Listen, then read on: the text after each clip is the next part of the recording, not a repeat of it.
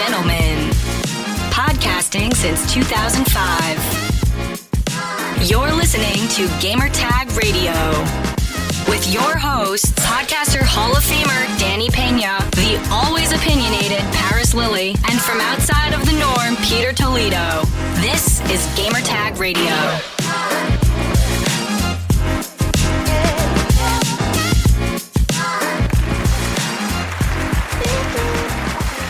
All right, welcome to Gamertag Radio, episode 1255. This is your host, Danny, and joining me for this special episode of GTR. By the way, we released 3 episodes this week. Just want to say that real quick. Our special guest here, my beautiful wife, Rihanna Manuel Peña from What's Good Games. Hello, hello. What's up? A lot is up. There's a game we're going to talk about today that I have been burning to discuss with you since we played it, alongside Andrew and A, also from What's Good Games. Yeah, shout out to Andrew. And also Paris. We all us four, we were playing online together, the game that we're going to talk about here in a few minutes, and that's XDefiant. This is a free-to-play game that's coming from Ubisoft. Yeah. Ubisoft San Francisco, I believe, the ones that are working on. Actually, they were also online because I noticed their names, the name tag, every time we played like a match. And it was really cool. We had content creators, journalists, everybody was playing it for a couple hours. Yeah, we saw some friends in the lobbies, even got a couple kills on them. Yeah, that was cool. We got some capture footage, which you can also check it out right now. Once you hear this, go to my Twitter account, Godfrey, and there's a clip there. It's like 7 minutes long of one of the modes that we got to play too. So it was a lot of fun. So much fun. So we're going to talk about XDefiant, our hands-on impressions, and also later in this episode, we're going to play an interview that Paris recorded with the dev team about the game. So let's start with this. So the build that we got to play is 5. It has 5 factions, and that's DedSec. That's from Watch Dogs. From Watch Dogs. Leave Which it. wasn't immediately available, which we should talk about. I picked it up. For me, you are the only person when we played together in our group, in our party, that had unlocked it. I think it's because you were just slaying, and maybe I was kicking you butt. were earning so many points that you unlocked it before everybody else. I only used it once because I'm going to talk about my favorite faction in a few minutes. But yeah, it was cool. It was cool. But it's not immediately unlocked. Just to be clear. Yeah.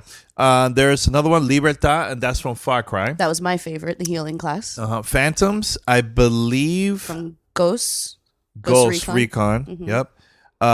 What's this one? Echelon. What's that's Echelon? From Splinter Cell, right? Splinter Cell. Yeah, they were the.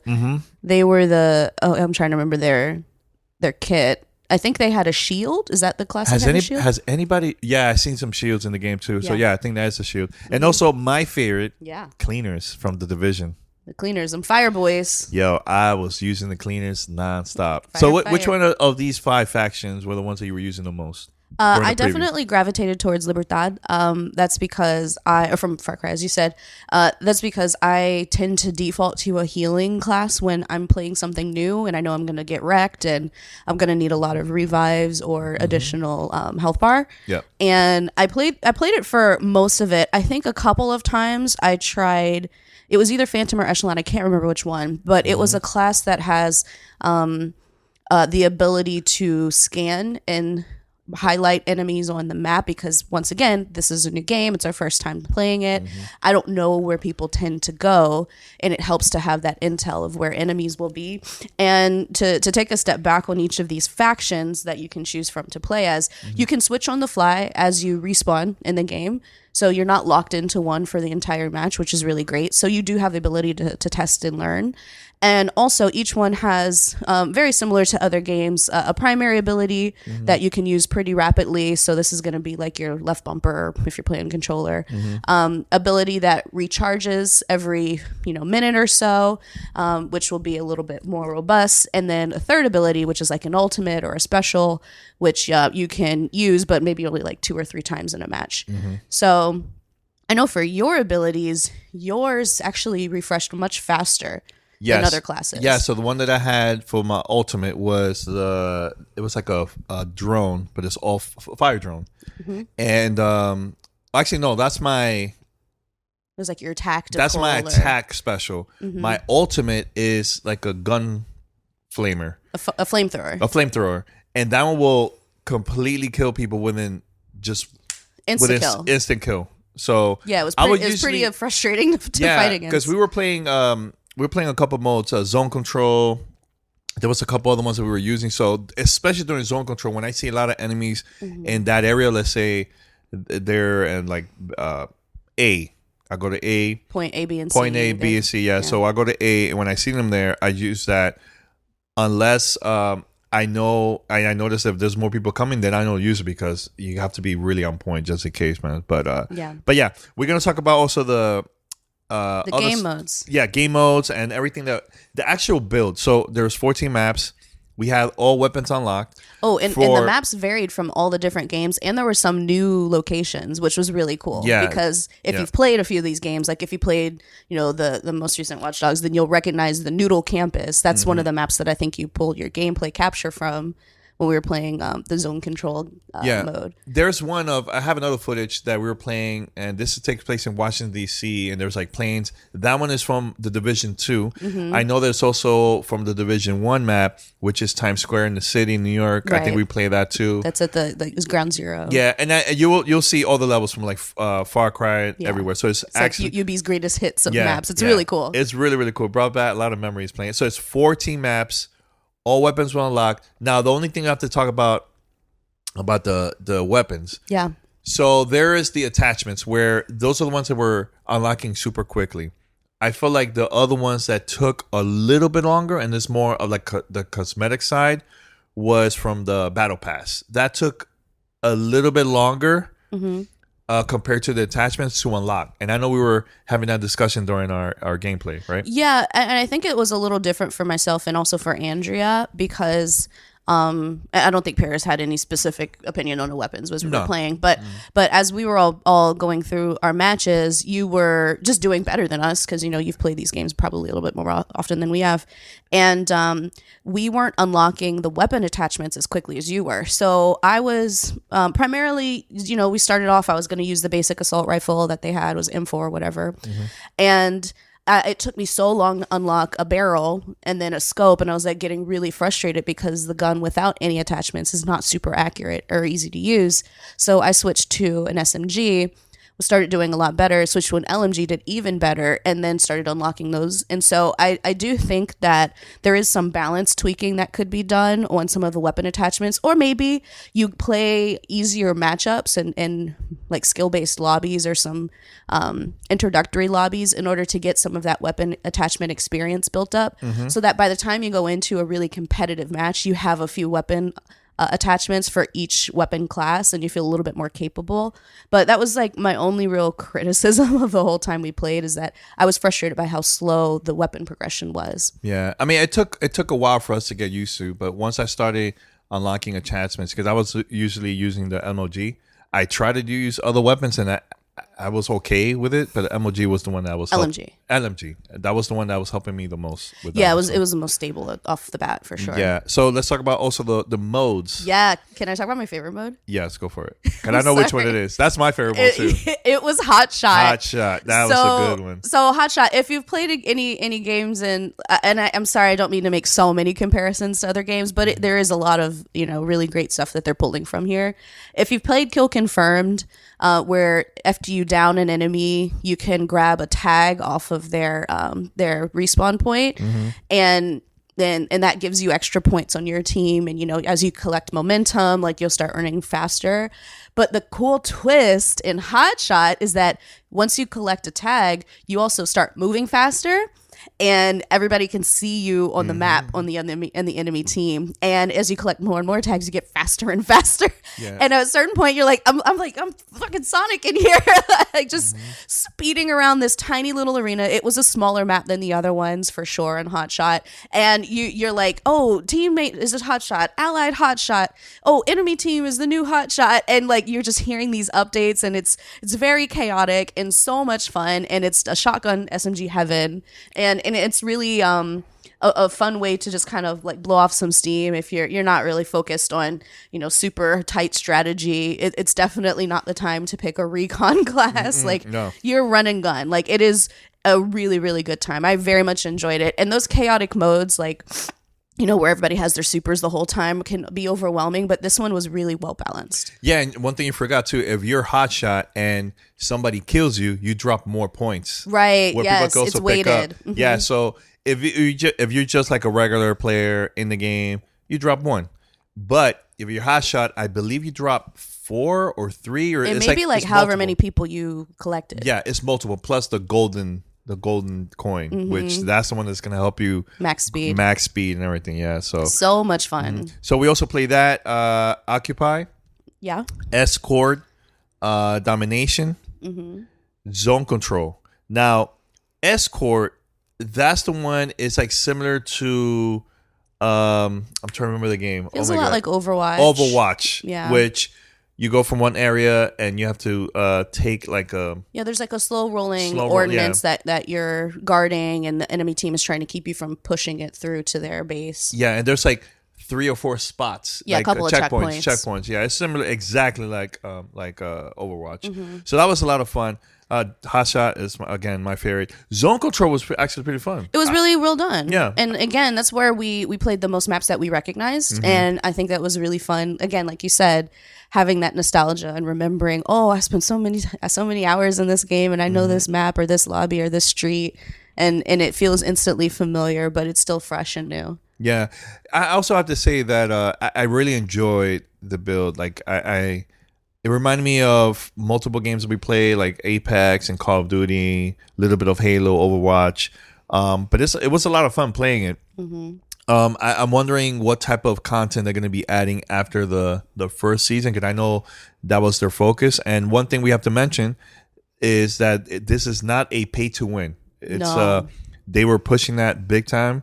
Mentioning that multiple times during the presentation, like, no, this is not a pay to win game. So that's really, really good. This is more, again, like other games, cosmetics that you unlock.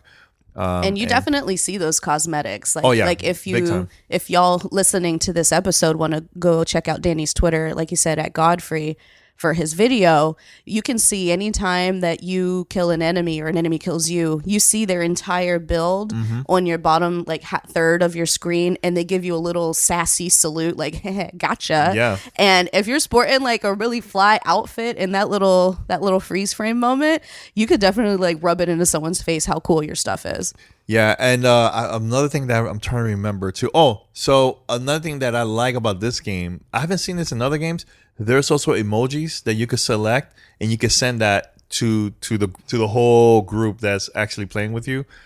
So every time I get killed, I show my angry emoji. Typically my favorite emoji. So I was doing that a lot. I don't know about you, but I didn't even notice that. I was doing that all the time. Like one of our friends, Stella from IGN, she was actually shout out to Stella. She was playing with us, and she was in the opposite team. So I was just sending her angry emojis all the time. So that was fun. That was really, really cool. Yeah. Anything Anything else from the game that you feel like it's important to bring up? Yeah, I think it's really important to let people know like this game moves fast, but it feels doable. It's not like the impossible speed of like I can't keep up with people. Like if you're jumping in for the first time, it helps to go in with friends, but you can absolutely do it by yourself. We didn't see any elaborate ping system, but the announcer on the game, and then also some of the natural enemy callouts from your teammate characters will help guide you of where you need to go. They'll say like enemy on the left or someone's at A, and they'll say that in game for you. So it's easy enough to keep up with what's going on in the game, whether you're hearing it or if you have on-screen text. Yeah, I would say give it a shot. Like it's a lot of fun, way more fun than I expected it to be. And I didn't have low expectations. I had none, but I'm already like fiending to get back into it. Like this is a shooter that I think I could play every day. And also, this is not like Hyperscape. Hyperscape was a game that we didn't like at all from Ubisoft. I was like, I played for like maybe a couple minutes. I'm like, this is not my thing. It was the skill ceiling was very high for me. Yeah. It completely lost me. But this one, I think they got the formula right. I think we're going to see a lot of people talking about this. And I can even see this into an esports type thing for Ubisoft, where for sure. I know they've done that with Rainbow Six, but they could definitely do it with this one for sure. Oh yeah, I'm glad you brought up Rainbow Six, because I know there will be comparisons since you have the operators in that game. These move much faster. Yeah, they're not like big hulking lumbering like characters. You're not meant to like crouch behind things or sneak around. Like you're go. Even if you're one of the more spy, collecting info, recon classes, you definitely want to move quickly. Because the enemy team will, for sure. So call out, like, do not play this like Rainbow Six. And this is not a battle royale, which I'm very happy about that. Yeah. I want something different. The closest I could compare this to is Call of Duty, like the fast speed 6v6, yeah, that type of thing. Yeah, it feels really, really good. The gunplay is solid. Yeah, I've been thinking about the game nonstop for days. Same. I'm like, man, I can't wait. Like, I'm gonna go in, play this all the time. I want to learn the maps, figure out what mode I'm best at. It took us I have to be real. It took us a while to figure it out because we were, I don't know, something was going on with us. We were playing terribly for like the first round or so. Oh, like the third round. I think it's once we all found our favorite gun and our favorite faction. Yeah, I think we were still trying to figure out. For me, I think Cleaners. For you were switching here, and then you found yours, right? Yeah. But my question is, which faction do you think is going to be the popular one from everybody? Cleaners. Cleaners? 100%. Everybody's going to want that flamethrower. As soon as they get killed by it once, they're going to be like, oh, I need to do that to everybody. And it comes up pretty quickly. Again, like the refresh rate on the abilities. Again, these might change in the future. It is a live, game. Yeah, so, sure. But off the rip, people are going to want to burn everything down. Anything else? Play it. It's fun. Yeah, it is fun. Fill these lobbies so we can play with y'all. Yeah, and promote what's good and your Twitter so people want to follow you and maybe want to hear more from you about the game. Yeah, absolutely. I'll definitely be talking about this in the future on What's Good Games. So that's What's Good Games on any podcast services or at What's Good Games on Twitter. You can find me at Rihanna Tweets Now. That's RIANA Tweets Now. And best believe I will be talking about this game on Twitter, on the show, anywhere that I can, because it's a ton of fun, and I can't wait to get back into it. Yeah, I know we're going to have more updates about the game, because, again, we were just playing the custom playlist, because there was a lot of things it wasn't ready to play. So I just want to mention, I just read this right now very quickly. And there will be updates as the game goes on. Yeah, definitely. And also, this is for PC and Xbox and PlayStation. So crossplay. We only play the PC version, so we hadn't played the console version yet. So hopefully we'll try that out in the future. So yeah, and we played it through Ubisoft Connect. Felt great. All right, so we're gonna play this interview now with Paris, and we'll be right back after this. Send us your feedback or questions. Give us a call at 786-273-7GTR. Email us at fanmail@gamertagradio.com or leave a message on speakpipe.com/gamertagradio.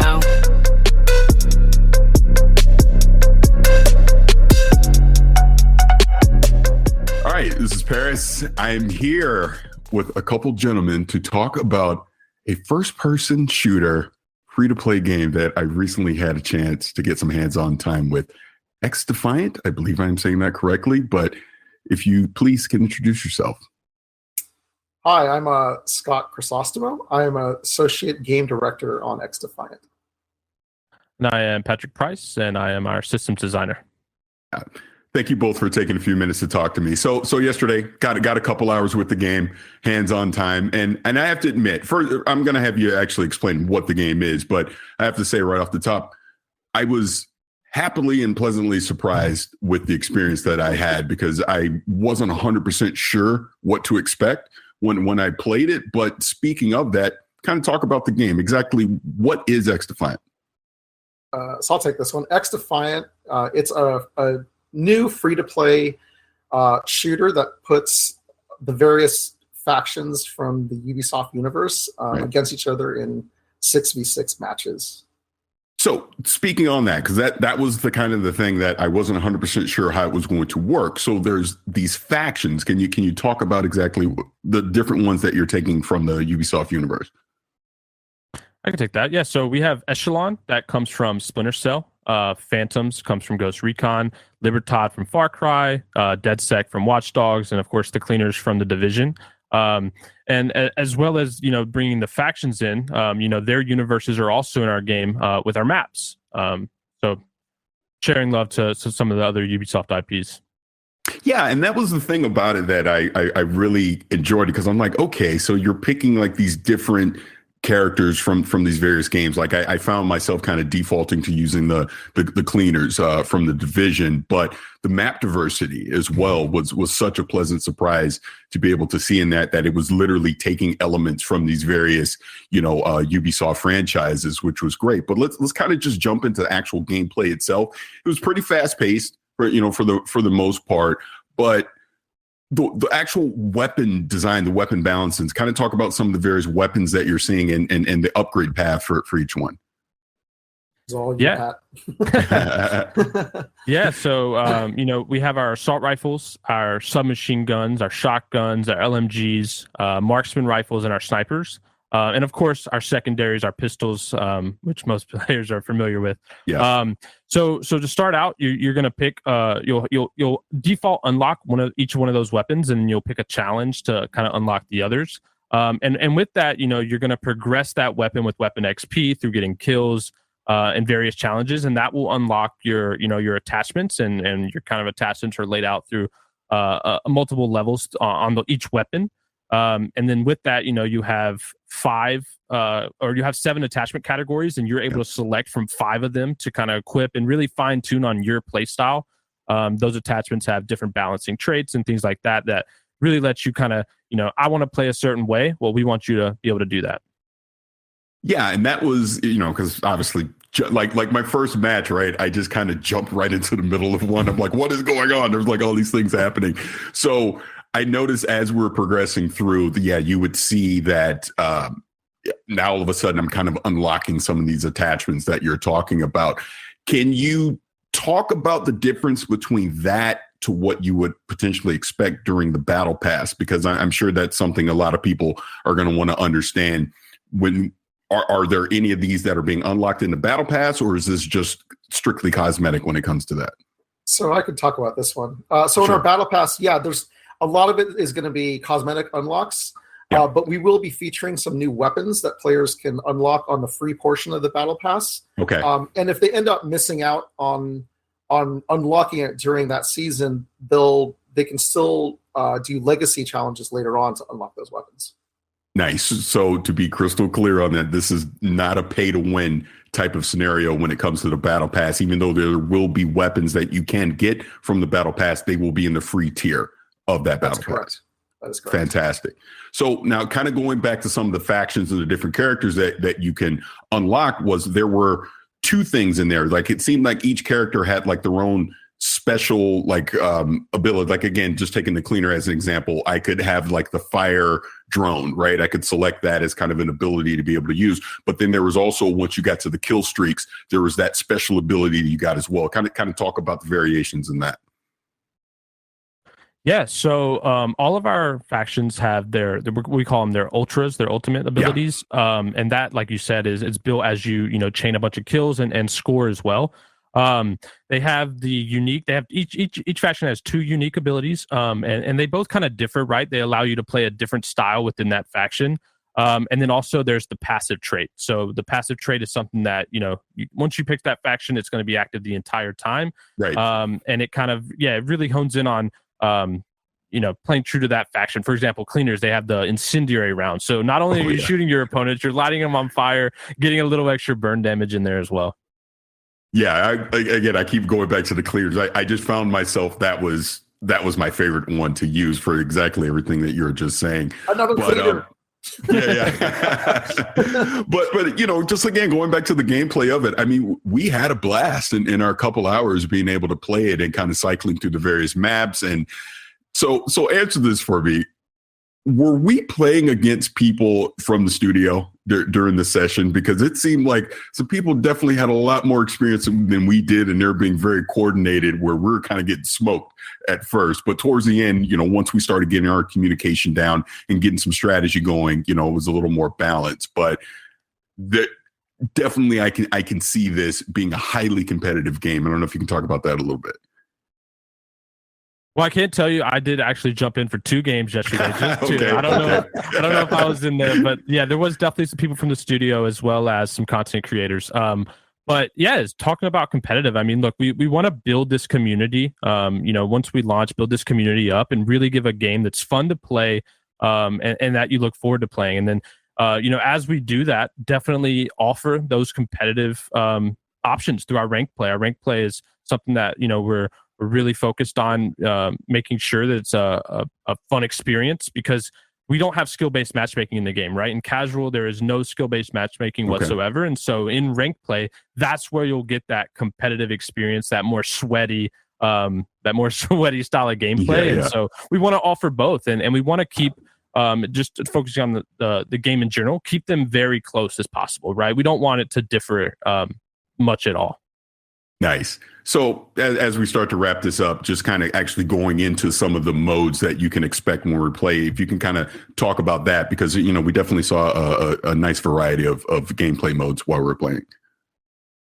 Yeah, our modes are broken up into two categories. We've got our linear modes like Escort and Zone Control, and then we've got our classic like arena style modes like Domination and Occupy. So yeah, they kind of break up into those two categories. Nice. Well, let me bring up one specifically. I don't remember the exact name of it, but there was the mode where it was like the drone that, it was trying to get to that destination, and, we have to defend it, and you obviously have the offensive side. What is that mode, and kind of talk about the dynamic, how that works? Yeah, so I can take this. That's Escort. You're trying to escort that package from the start to the finish line. So the attackers will progress through we call 3 checkpoints. And at each checkpoint, you kind of continue that progress. The map will expand. It will open up. The spawn points will shift for both teams. It is a little defensive favored, right, in terms of spawning a little bit closer to each checkpoint. But we kind of balance that with the respawn delays and things like that. And so, yeah, it's really important for the attackers to kind of all jump on the package and get that maximum boost on the payload speed, and escort that package as far as possible. Yeah, I call that one out specifically because it was a very intense match when we were doing that. We had a blast, and it kind of highlighted what I think we can expect from XDefiant when it does come out. So, gentlemen, I know we're out of time here, so I do appreciate you taking a few minutes to talk to me about the game, and really looking forward to it when it comes out.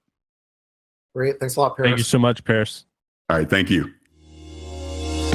You're listening to Gamertag Radio.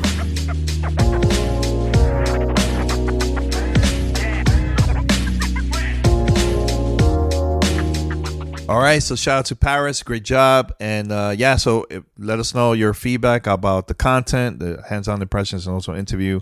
Let us know on Discord, or hit us up on Twitter, or email, fan mail, contact us. That would be great. And until next time, we're out. Thank you for listening. Goodbye.